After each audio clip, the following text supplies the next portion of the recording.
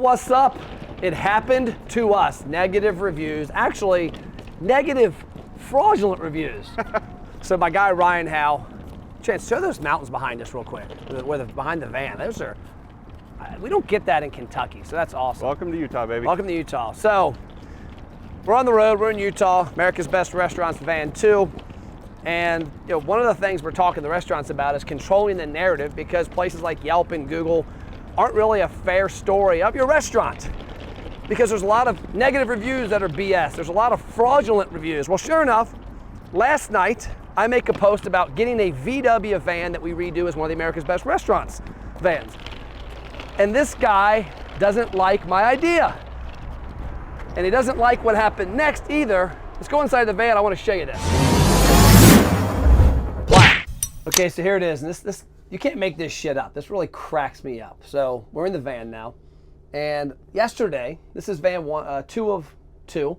They're Mercedes vans. We're going to have 50 of these over the next 5 to 7 years. And my vision was, what if we mixed it up a little? We had some different types of vans.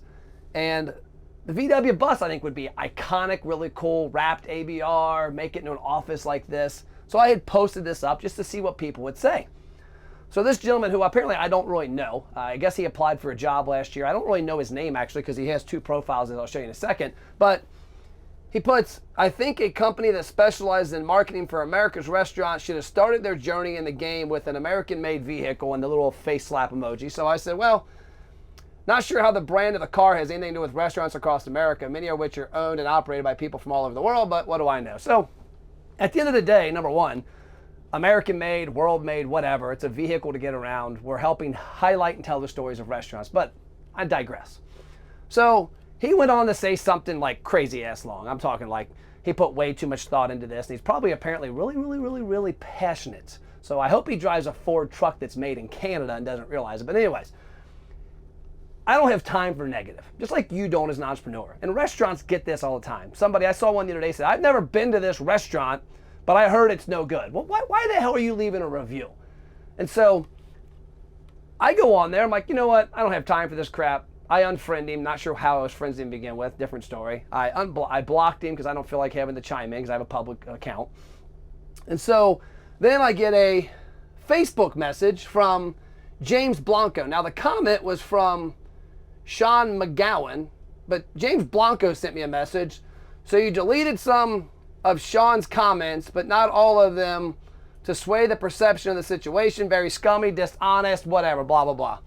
Then I get an email, subject line, I'll let you read it. And since you decided to be a blank on Facebook, female body part, and block me, here's my comment I wrote to reply to you. He sent me this long thing. He then goes on to let me know he's going to leave reviews online about me in a negative manner. One of which the reviews talked about how we messed up and we got his website delisted on Google. Well, I don't even know who the guy is. We don't work with him, so it's impossible.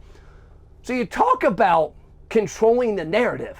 You talk about moronic, dumbass consumers. This is a conversation about, should we do a van that's a VW bus? And some yahoo chimes in with his interpretation of Made in America, that we're all going to hell because we got Mercedes vans instead of, I guess, Fords that are made in Canada. I don't know. I mean, I don't even know if Chevy makes something. Who knows? There's probably a plant in Mexico, Chevy. We're a global economy now, people. But talk about reviews. Here's a person that acknowledged they're going to leave fraudulent reviews, and then goes on in another email to let me know that he left honest reviews of our company and he did nothing wrong. So here's a guy that left a review, him and his, maybe it's 2 profiles, maybe it's his buddy, I don't know, that we helped get their website delisted on Google. Okay, well, one, we don't know you, so it is a dishonest review, it's a lie, it's slander.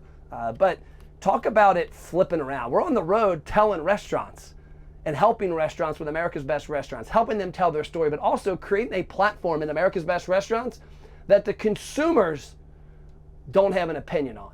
We do because we know awesome restaurants. You do because you're a restaurant that chose to be with us and are a restaurant that people should know about.